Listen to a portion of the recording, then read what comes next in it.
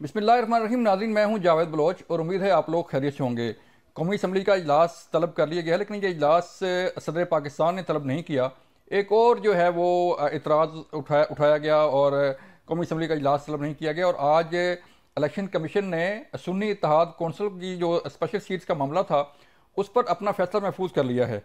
इसके साथ साथ खबरें ये आ रही हैं कि तहरीक इंसाफ के बानी चेयरमैन की हिदायत पर तहरीक इंसाफ ने IMF को ख़त लिख दिया है कि आइंदा आने वाली हुकूमत के साथ कोई एग्रीमेंट ना किया जाए।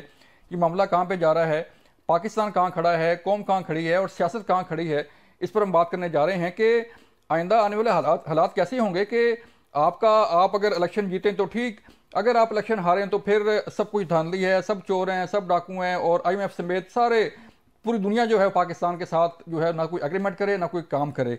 ये रवैया किस तरफ लेके जा रहा है मुल्क को, कौम को, इस पर हम बात करने जा रहे हैं। और फिर एक और बात बड़ी अहम है कि 1977 से लेके अब तक जितने भी इलेक्शन हुए, किसी जमात ने, जो हारने वाली जमात है, उसने ये इलेक्शन तस्लीम नहीं किए।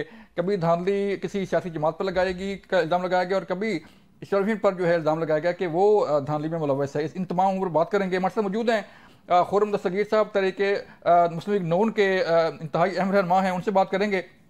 और फिर हम बात करने जा रहे हैं नईम हैदर पंजोता से, तहरीक इंसाफ के रहनुमा, उनसे बात होगी। आमिर हसन साहब से बात होगी जो पीपल पार्टी के रहनुमा हैं, और इसके साथ साथ खेलदास साहब से भी बात हम करेंगे। खुर्रम साहब, सर बताइएगा कि एक तो सदर पाकिस्तान ने एक और आइनी जो तकाजा था वो पूरा नहीं किया और असम्बली के बावजूद इजलास तलब नहीं किया गया, और फिर बिलाखिर स्पीकर कौमी असम्बली ने जो है इजलास बुलाया गया। और फिर चंद दिन पहले आपके लम्हे है कि बिलावल भुट्टो ज़रदारी ने भी ये कहा था कि सदर पाकिस्तान जो है वो आइन शिकने के मुर्तकिब हो रहे हैं। तो इस सारी सूरत में सर बताइएगा कि हालात सर किस तरफ जा रहे हैं। जी, जो शायद आज से 10 साल पहले जब एक धरना हुआ था तो इस जमात के ऊपर एक जमहूरियत का और सियासत का पर्दा था, वो चाक हो गया है। और ये बात वाज़ेह है कि हमें एक फाशिस्ट अफरीत का सामना है जो सिर्फ अपने इक़्तिदार की खातिर किसी भी चीज की कुर्बानी दे सकते हैं, किसी भी चीज पर एतराज कर सकते हैं, किसी भी मामले पे खत लिख सकते हैं। तो लिहाजा यहाँ सदर मुमलिकत ने हमेशा ही अपने आप को एक सियासी जमात का कारकुन साबित किया है, बजाय ये कि वो वफाक की अलामत बनते। लेकिन इस मामले में जहां कौमी असम्बली का इजलास बुलाना मकसूद है, अल्लाह शुक्र है कि आइन में सराहत से दर्ज है कि इंतखाबात के 21वें दिन कौमी असम्बली का इजलास होना है। सदर उससे पहले भी बुला सकते हैं, लेकिन अगर वो नहीं बुलाते तो 21वें दिन होना है। कल इंशाल्लाह 21वां दिन है और इसीलिए आर्टिकल 91(2) के तहत स्पीकर कौमी असम्बली ने इजलास तलब कर लिया और कल इंशाल्लाह कौमी असम्बली का जो नए अराकीन है उनका हलफ हो जाएगा। और ये जो रविश है कि अगर हम नहीं तो फिर IMF भी नहीं और कोई मुल्क का मामला नहीं हो सकता, ये तो मुल्क दुश्मनी है। मैं बड़ी सराहत से बात कहना चाहता हूं, क्यों अपने सियासी तनाज़ात को मुल्क से बाहर लेकर जाना और खास तौर पे बैन अल-अक़वामी इदारों को इस चीज पर मजबूर करना कि वो पाकिस्तान के मामलात में कोई जज बनकर बैठे और इसकी बुनियाद फैसले करें, ये बहुत ही काबिल मुजम्मत बात है। पहले ही यही जमात जो है वो IMF को पाकिस्तान और CPEC के जो सारे मुआहदात थे उनकी तफसीलात लीक कर चुके हैं।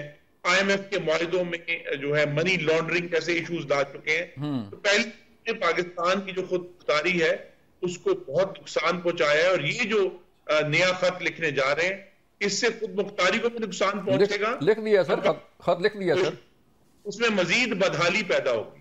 जी, तो खुर्रम साहब मुझे बताइएगा कि शुरू से जब से तहरीक एतमाद पेश हुई और उस वक्त से लेके अब तक जो है वो हालात ऐसे ही हैं कि कभी जो है वो कहा गया अमेरिका ने साजिश कर दी है, कभी साइफर लहराया गया और कभी नारा लगाया गया एब्सोल्युटली नॉट का, लेकिन फिर कहा गया कि अमेरिका जो है उससे हमारी हेल्प करे।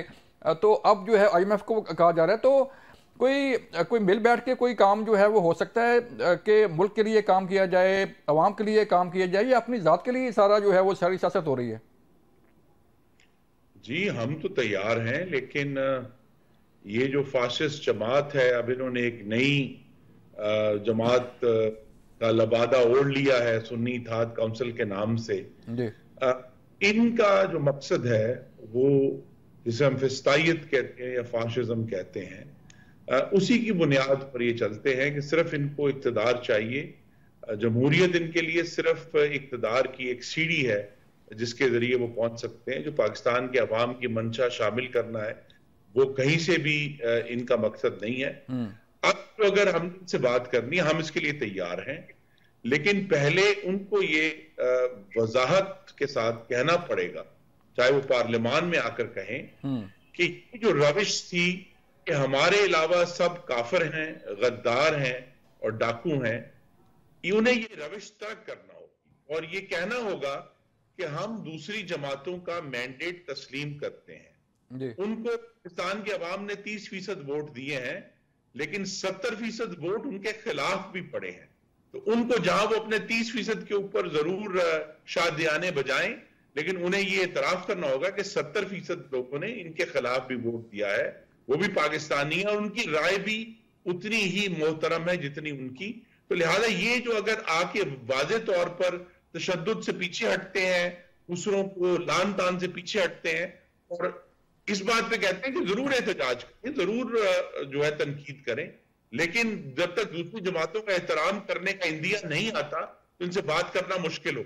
सही है। तो खुर्रम साहब मुझे बताइएगा कि कल इजलास है कौमी असम्बली का और हुकूमत सादी जो है वो मुकम्मल होने वाली है। पंजाब में गवर्नमेंट बन गई, KP के अंदर बन रही है, बलूचिस्तान में जो है बन रही है सारा। तो अब जो चैलेंजेस हैं हुकूमत को, ज़ाहिर बात है विद इन 3 मंथ्स जो है वो अपने कर्जे भी वापस करने हैं, IMF के साथ नया एग्रीमेंट करना है, कौम के साथ जो वादे किए हुए हैं आप लोगों ने वो भी पूरे करने हैं कि जो महंगाई है, बेरोजगारी है, जो हालात हैं बिजली गैस बिलों के वो ठीक करने हैं। तो क्या ये सारे मसाइल जो है वो किस हद तक हल हो पाएंगे? जी, हमें तो ये तवक्को है कि और उम्मीद भी है, एक साबिका रिकॉर्ड भी है शहबाज शरीफ का, कि अगर सिद्ध के दिल से पाकिस्तान के लिए मेहनत की जाए, कोशिश की जाए, तो अल्लाह ताला जरूर करम करते हैं। तो पूरी कोशिश करेंगे, जो अपनी भरपूर सोच के साथ आगे आएंगे और हमें ये तवक्को है कि ना सिर्फ IMF के साथ बल्कि हमारे दोस्त ममालिक, वो भी अब तक के एक 5 सालों के लिए हुकूमत तश्कील पा रही है, तो वो इसमें भी हमारी मुआवनत करेंगे। और ताकि असल मकसद है वो IMF को खुश करना नहीं है, असल मकसद तो पाकिस्तान के अवाम के लिए कीमतों में जो बढ़ती हुई कीमतें हैं उनको रोकना है।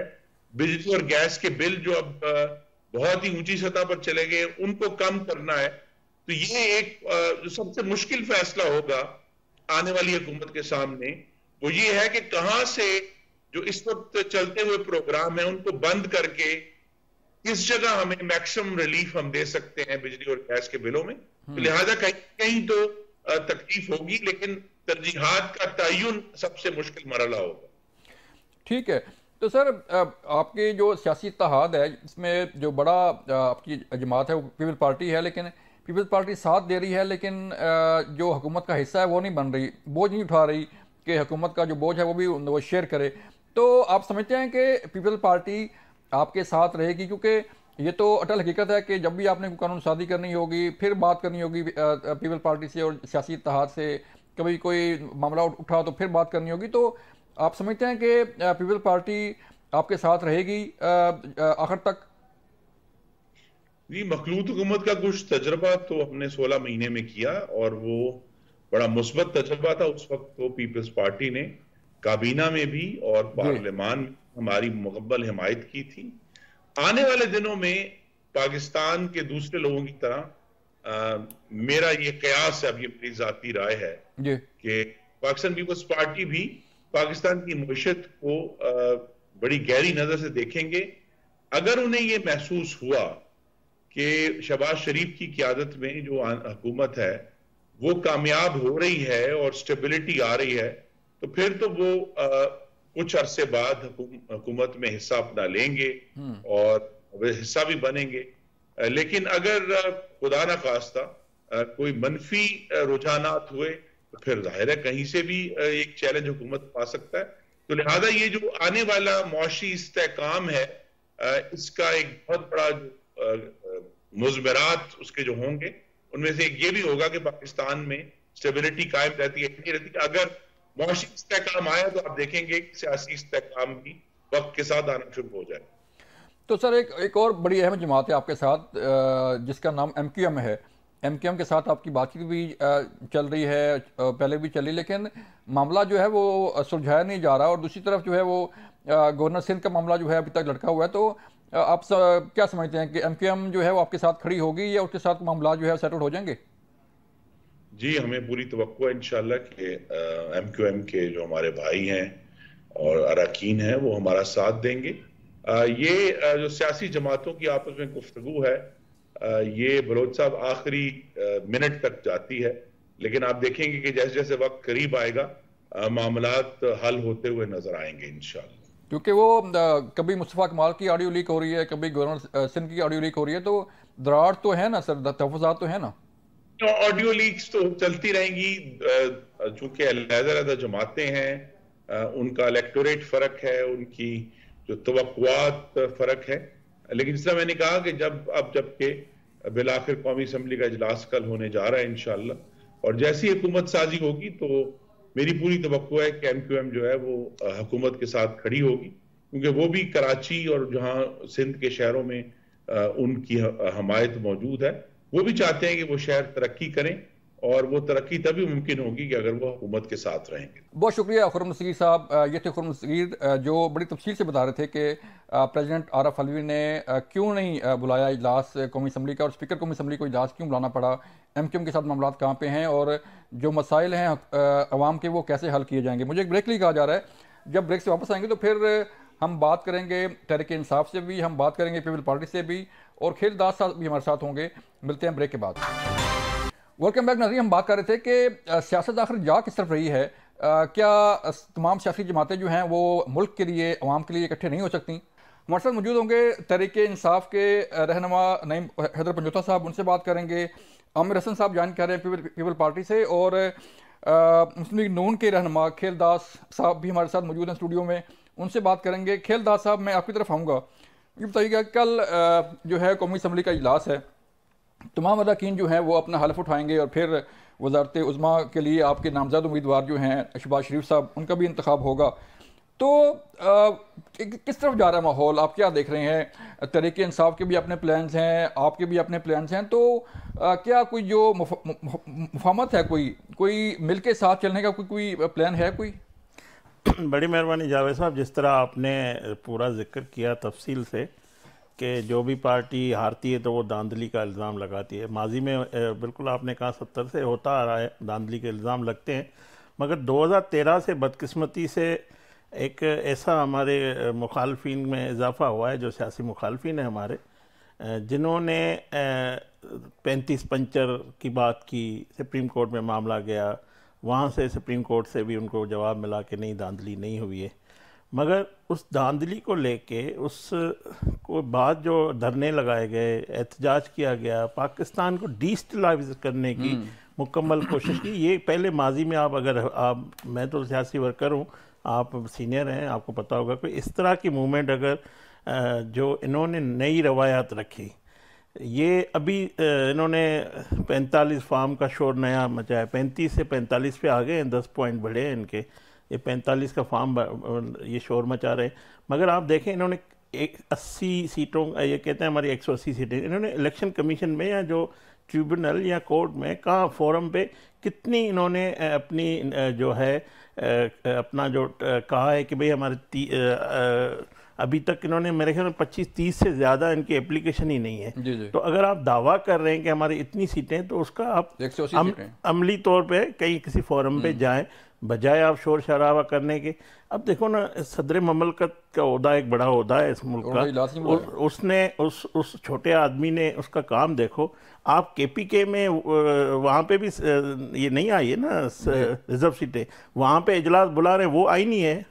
और यहाँ पे स्पीकर साहब बुला रहे हैं, वो गहरा ही नहीं है। तो मकसद आप ये जो इंतशार की सियासत है या पाकिस्तान को, आपने जो सवाल किया कि आप किस तरह मुफाहमत करेंगे, देखिए 21 अक्टूबर को नवाज शरीफ साहब की जो तकरीर थी जब वो पाकिस्तान में आया था, उन्होंने कहा कि हम सब मिलके इस मुल्क को, तमाम जमातें, तमाम स्टेक होल्डर, जब तक हम मिलेंगे नहीं ये मुल्क इस दलदल से नहीं निकल सकता। उसने पहले रोड मैप दिया था। आज भी जो हमारी पार्लियामानी पार्टी में हुई, जो उन्होंने गुफ्तगू की हमारे कायद मोहतरम नवाज शरीफ साहब ने, उन्होंने इसी बात का इज़हार किया कि हमारा जो सियासी मुखालफ है, ऐसे बंदे से हमारा पाला पड़ा है जो इस पूरे निज़ाम को, पाकिस्तान को चलने की बात ही नहीं। आप धांधली करके आप या तो आप अपने फोरम पे, उस फोरम पे चले जाएं। तो ये इस किस्म की जो इंतशार की सियासत है, क्या पाकिस्तान की जो मईशत है या पाकिस्तान की जो निज़ाम है ये बर्दाश्त हक में है नहीं है। हाँ। तो आप देखें, आपने 9 मई भी करके देख लिया, किसका नुकसान है। IMF का जो आपने खत का जिक्र किया, कोई मोहब्बतन शहरी, कोई मोहब्बतन पाकिस्तानी, ये किस तरह का लीडर है, ये किस तरह की जमात है जो इस किस्म के काम करती है। अच्छा, IMF को आप रोक रहे हो किस हैसियत में? आप तो एक मुजरिम हो, आप सजा याफ्ता हो, आपके केसेस हैं, आप पहले उसमें अपना जाके उसमें जो आपकी पिटीशन है आप उसको करें। तो आप बजाय वो करने के आप एक मुल्क को, IMF को, एक इदारे को लिख रहे हैं, तो ये पाकिस्तान दुश्मनी नहीं है। मैं तहरीक इंसाफ का मौक़िफ़ ले लूँ। नईम साहब, मुझे बताइएगा सर, एक तो जो सुन्नी इत्तेहाद कौंसिल के मुतल्लिक जो स्पेशल सीट्स हैं उनका आज फैसला महफूज हुआ इलेक्शन कमीशन में, क्या तवक्कुआत हैं आपको कि आपको ये सीटें मिल पाएंगी या नहीं मिल पाएंगी? दूसरा जो नुकता उठाया खेलदार साहब ने कि तहरीक इंसाफ के बानी चेयरमैन साहब तो सजा याफ्ता हैं और एक तरफ जो है वो सजा भुगत रहे हैं और दूसरी तरफ जो है वो IMF को ख़त लिख रहे हैं कि पाकिस्तान के साथ मुआहदा ना किया जाए। तो क्या ये दुरुस्त है फैसला था कि या पाकिस्तान के हक में है कि IMF को कहा जाए कि वो आइंदा आने वाली हुकूमत के साथ एग्रीमेंट ना करे? बहुत शुक्रिया, बड़ी नवाजिश, मेहरबानी जी, आपने मौका दिया। पहला जो आपने बात मुझसे पूछी है, बिल्कुल जी, पाकिस्तान तरीके इंसाफ बड़ी वाज़ेह तौर पर अक्सरियत से, भारी मार्जिन से पूरे मुल्क में जीती है और सुन्नी इत्तेहाद कौंसिल के साथ हमारा जो है, आप हमारे लोगों ने एफिडेविट दिए और शमूलियत इख्तियार की। अब जो रिजर्व सीट्स हैं वो सुन्नी इत्तेहाद कौंसिल का राइट है, क्योंकि अवाम ने मैंडेट दिया है पाकिस्तान तरीके इंसाफ को, कप्तान इमरान खान को, लिहाजा अवाम के वोट के ऊपर किसी सूरत हम डाका नहीं डालने देंगे। ये जंग सिर्फ इसलिए नहीं है कि MPA MNA बनाया जाए, वजीर आजम बनाया जाए। ये जंग है मुल्क के अंदर कानून आइन की बालादस्ती हो, और जो लोगों ने 5 साल के बाद अपने लोगों को मुंतखब किया है, आप कौन होते हैं उनसे वो मैंडेट छीनने वाला? हम उस वोट जो उन्होंने अमानत दिया है, हम उस अमानत का पूरा ख्याल रखेंगे और कान खोल कर सारे सुन लें जितने उनके वहम हैं। जैसे आपने देखा कि 8 मई को वो सारे 8 फरवरी को वहम निकाले, इंशाअल्लाह ताला ये सारे वहम निकालेंगे। दूसरी बात ये रह गई जो ये मेरे भाई फरमा रहे हैं कि सजायाफ्ता हैं। आपने देखा कि ये प्रोग्राम जो IMF का था ये 3 अकसात में था। नंबर 1 था जब PDM की हुकूमत थी, उसमें उन्होंने किस्त देनी थी। दूसरी किस्त उन्होंने देनी थी जब जो है निगरान सेटअप था, और तीसरी थी कि नई हुकूमत जो है जब बनेगी उस वक्त की। दोनों में कप्तान इमरान खान ने किसी सूरत रेजिस्टेंस नहीं की। आज भी कप्तान इमरान खान ने कोई रेजिस्टेंस की बात नहीं की कि पाकिस्तान को फंड ना दिया जाए, ठीक है, कर्जा ना दिया जाए। मसला क्या है? जब ये खुद बात करते हैं कि मुल्क के अंदर जब तक सियासी इस्तेकाम नहीं आएगा, माशी इस्तेकाम नहीं आ सकता, तो सबसे पहले तो अपने घर से शुरू करें ना कि ये ना वजीर आला बनने के काबिल थे, क्योंकि वो मरियम तो अपने हल्के से हार गई हैं। इसी तरह से बाकी जितने उनके उम्मीदवार, मतलब मैं ये समझता हूं कि 5%, 7% या 10% भी इन्होंने सीटें नहीं जीती, और इन्होंने मैंडेट के ऊपर डाका डाला है, मुल्क की सबसे बड़ी धांधली की है, लोगों के वोट के साथ खिलवाड़ किया। फॉर्म 45 के मुताबिक हमारे उम्मीदवार जीत चुके हैं, हर हल्के में धांधली की गई है। उसके बावजूद आपने देखा कि सीटें हमारी छीनने के बावजूद सबसे बड़ी पार्टी जो है वो पाकिस्तान तरीके इंसाफ है। IMF जमान पार्क में गया, कप्तान इमरान खान ने किसी सूरत ये नहीं कहा, बल्कि खान ने सिर्फ ये कहा कि जरूर फ्री और फेयर इलेक्शंस के लिए यकीन दहाई इनसे करें, क्योंकि उसे पता था कि ये धांधली, ये डील, ये लंदन, ये सारे बूट पॉलिश इकट्ठे हैं और इन्होंने डाका डालना है। आपने देखा कि उसका प्रैक्टिकली करते हुए, सर हमारे पॉलिटिकल सिस्टम में नहीं भाई, हमारे सिस्टम में सर, हमारे सिस्टम में IMF का क्या तल्लुक वास्ता? नईम साहब, हमारे सिस्टम में आईएमएफ है का ना क्या तल्लुक मैं उसी पे आ वास्ता? रहा हूँ। सर एक तरफ आप फरमा रहे हैं कि एब्सोल्युटली नॉट का जो है वो नारा लगता है, दूसरी तरफ आप कभी अमेरिका को बताते हैं कि ये हो रहा है, कभी आप आईएमएफ के पास जाते हैं। तो अपने पाकिस्तान के जो हालात हैं वो पाकिस्तान के अंदर हल होने चाहिए।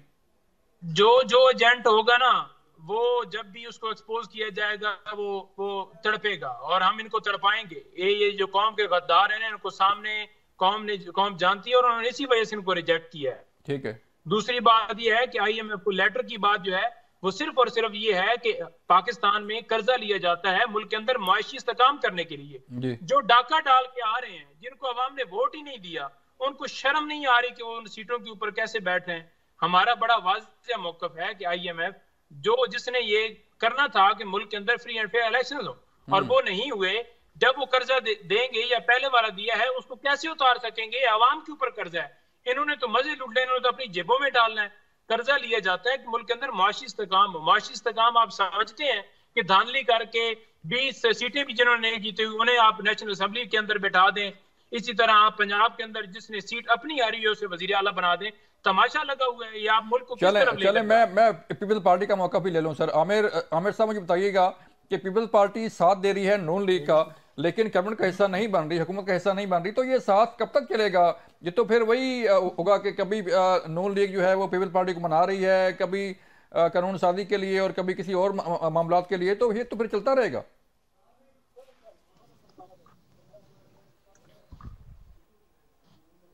आमिर साहब। बहुत शुक्रिया जी। देखिए, जब तक जो आने वाली हुकूमत है पीएमएलएन की, जेल आ गया प्रॉब्लम है। आवाज आ रही है जी मेरी? जी जी आ रही है। जी जी, मैं बात करूं जी? जी जी आप करें। जी जी।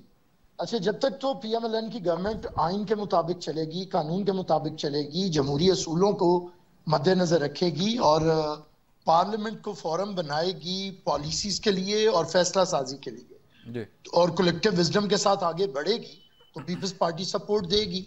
और हमारे पास एक सबसे बड़ा जो कॉमन एजेंडा है वो तो कॉन्स्टिट्यूशन ऑफ पाकिस्तान है। उसके बाद हमने पाकिस्तान के अंदर जमहूरियत के लिए चार्टर ऑफ डेमोक्रेसी किया है। तीसरी हमारे पास जो बड़ी बात है वो इस वक्त पाकिस्तान के अवाम के मुआशी मसाइल हैं, उनके हल करने के लिए हम भी एक अवामी मुआशी मुआहिदा लेके आए हैं, और पीएमएलएन भी बात करती रही है मिसाके मीशत की। तो हम समझते हैं कि हमारे पास बहुत सी मुश्तरका नुकात ऐसे हैं कि जिनके ऊपर अवाम के हकूक के लिए और उनके मसाइल के हल के लिए हम काम कर सकते हैं। दूसरी बात, बलोच साहब, जैसे आपने जिक्र किया, पाकिस्तान के अंदर कोई भी इलेक्शन ऐसा नहीं है जिसके ऊपर सबकी बड़ा एतमाद का इजहार किया हो। पाकिस्तान में पहले इलेक्शन 1970 में हुए, उसके साथ जो हुआ सबको है। 77 में इलेक्शन करवाए गए, फिर उसे ना माना गया, क्या हालात हुए।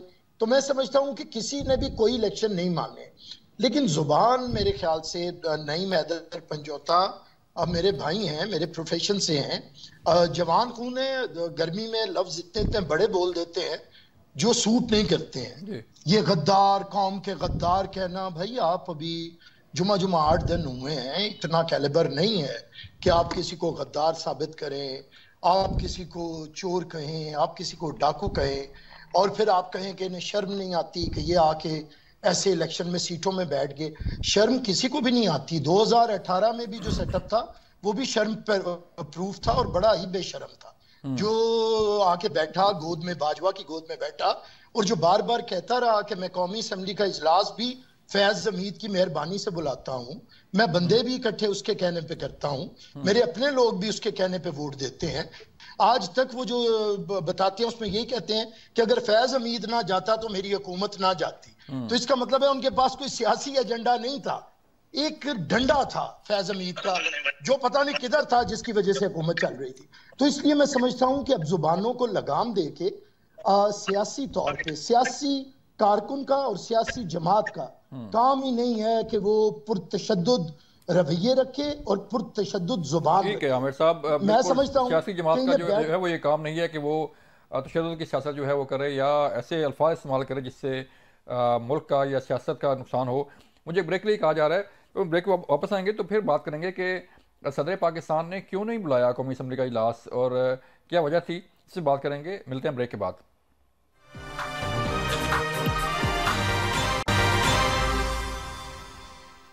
वेलकम बैक नाज़रीन, हम बात कर रहे थे कि आखिर वजह क्या है कि सदर पाकिस्तान ने इजलास नहीं बुलाया।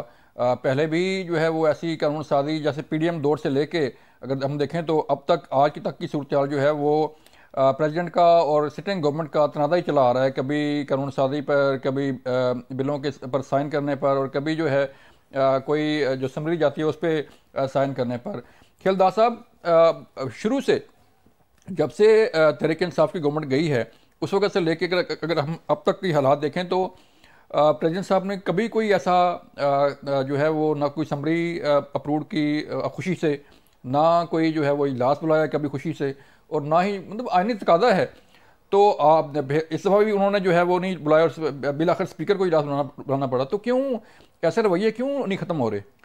देखें, ये सियासी तरबियत की बात है। जिस तरह बैरिस्टर साहब ने कहा, जो पंचोदा साहब ने जो गुफ्तगू की उसमें जो अल्फाज इस्तेमाल किए, आपने मेरी गुफ्तगू भी सुनी जी।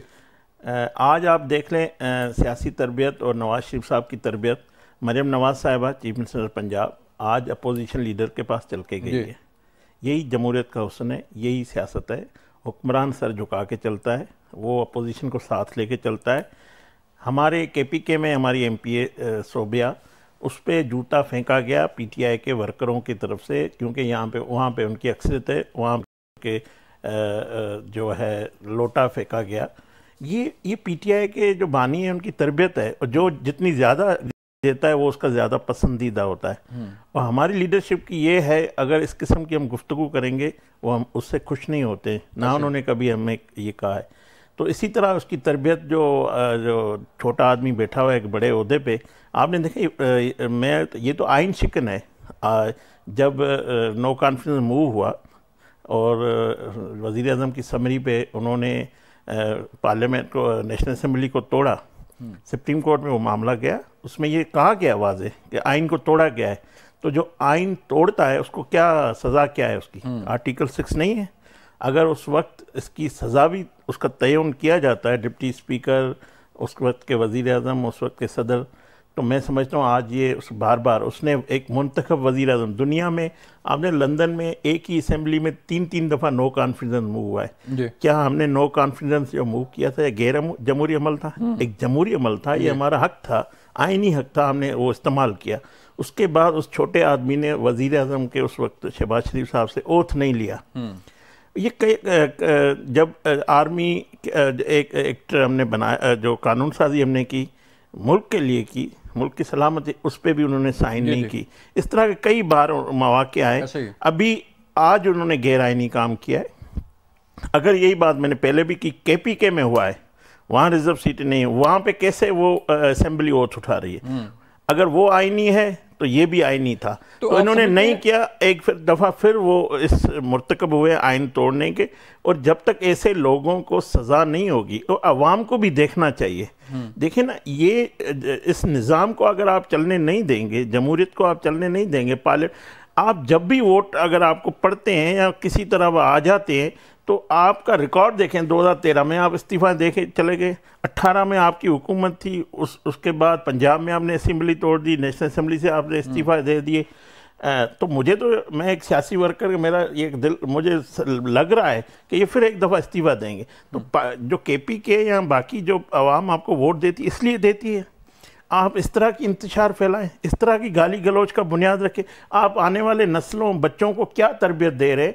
तो ये जो तबाही आप करना चाह रहे हैं इस मुल्क में, ये सिर्फ हमें नहीं, हमारा कुछ नहीं है।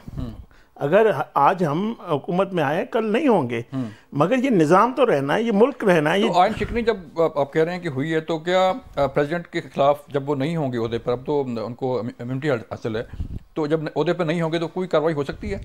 कल बिलावल भुट्टो साहब ने एक अच्छी बात की थी कि इसको उसकी सज़ा भुगतनी पड़ेगी, इसको इनका तयन होना चाहिए।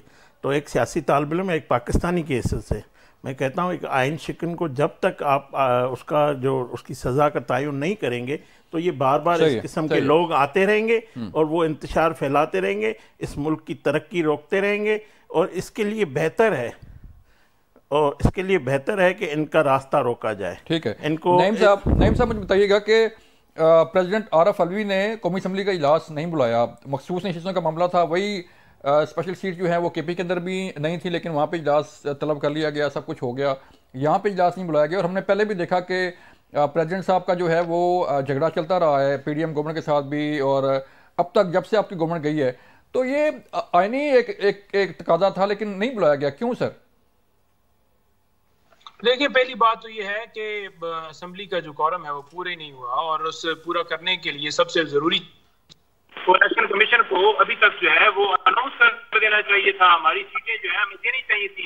ये बेसिकली आवाम ने जो जितवाया है, जो मेजोरिटी के साथ कप्तान जीता है, तो हर जमात का हक होता है कि जब वो जमात जो है वो सीटें लेती है तो उसके लिए रिजर्व सीटें होती हैं, तो वो क्यों नहीं अभी तक दी जा रही। दूसरी बात ये है कि जो बात चल रही है जी के बड़ा वो जनाब इन्होंने आइन शिकनी कर दिया, आइन को ये कर दिया। मैं बड़ा वाज़ेह तौर पर कहना चाहता हूँ कि जब आइन तोड़ रहे थे ये असेंबली के अंदर बैठ के, जब पीडीएम की हुकूमत ने अमेरिका के कहने के ऊपर साजिश करके मुल्क के अंदर एक मुंतखब वज़ीर आज़म को गैर आईनी तरीके से हटाया, तो उसके ऊपर इमरान खान ने एहतजाज की कॉल दी, या हम निकले या हम बोले। तो आइन शिकन हम हैं या जिन्होंने इस असेंबली को आड़े लेते हुए सिंध हाउस में मंडियां लगाई, वहां पर लोगों की खरीदो फरोख्त हुई, गैर आईनी काम किया और इमरान खान को हटाया, वो जो है वो आइन शिकन है। दूसरी बात ये आप शायद भूल रहे हैं अपना, नहीं भाई, शायद आप भूल रहे हैं कि आपके खान साहब ने कहा था कि ये अमेरिकी साजिश नहीं थी, किसी और की साजिश थी, यानी यही था। अमेरिकी साजिश है, अमेरिकी साजिश है जिसके अंदर जो है हमारे जो लोग थे सहूलतकार वो इन्वॉल्व थे। खान ने वो बात की, ठीक है, और वो बात साबित होगी। मौलाना फजल रहमान ने भी उससे बात की, एंडोर्समेंट कर दी कि वाकई जी इस तरह से जो है वो कहा गया और हम अदम एतमाद लेकर आए। और उसके लिए जो साइफर के बारे में बोलते थे कि साइफर है ही नहीं, यही राना सनाउल्लाह उस वक्त इंटीरियर मिनिस्टर थे, जो खुद कहते थे कि जनाब जो है वो पड़ा हुआ है जी, फॉरेन ऑफिस के अंदर पड़ा हुआ है जी साइफर, और फिर अपनी बात से ये मुकर गए। अब बात रह ये गई कि क्या इलेक्शन जो है वो 90 डेज के अंदर जो है वो जब आईने पाकिस्तान कहता है उससे एक दिन भी ऊपर जा सकते थे, नहीं जा सकते। लेकिन कोई मुझे ये दिखा दे कि उस वक्त इन्होंने कहा हो कि आइन शिकनी की है, इलेक्शन कमीशन ने की है या निगरान हुकूमत ने की है, तो हम इनके खिलाफ आर्टिकल 6 पे चार्ज का मुतालबा करते हैं। नहीं, क्योंकि इनके अपने इंटरेस्ट जो है वो उसके अंदर इन्वॉल्व थे, और वो इन्होंने पूरा जो है इंटरेस्ट लिया। पूरे मुल्क में जो जुल्म हुआ, आज तक कोई बोला है, इन्होंने कहा जी पाकिस्तान तरीके इंसाफ वाले। आज पता चला है कि 90% अवाम ने कप्तान इमरान खान को वोट दिया है, और वो आपके सामने रिजल्ट आ गए। ये पीटीआई का मामला नहीं है कि वो सारे 90% लोग पीटीआई के मेंबर हैं। ये तो वे फॉरवर्ड क्या है? नहीं भाई, वे फॉरवर्ड क्या है? अब तो इलेक्शन हो गए, असेंबलियां वजूद में आ गई, तो वे फॉरवर्ड क्या है सर? या ये सारा ऐसे ही चलता रहेगा, चोर डाकू, और फिर जो है वो, तो पब्लिक कहाँ है, मुल्क कहाँ है? को चोर ना कहे तो हम आज ही कहें। जिसने चोरी की है वो अपना हिसाब देना क्यों भागते हैं? 4 हफ्तों का कहे कि आप लंदन चले जाएं और प्रोटोकॉल लेकर आए। पूरी कौम ने देखा कि जिस तरह से उस जो है इश्तिहारी को, मुजरम को प्रोटोकॉल दिए गया, सारा दिन उसके हेलीकॉप्टर की तस्वीरें चलती रही हैं। इमरान खान के नाम के ऊपर, तस्वीर के ऊपर, तकरीर के ऊपर, हर चीज के ऊपर पाबंदी है।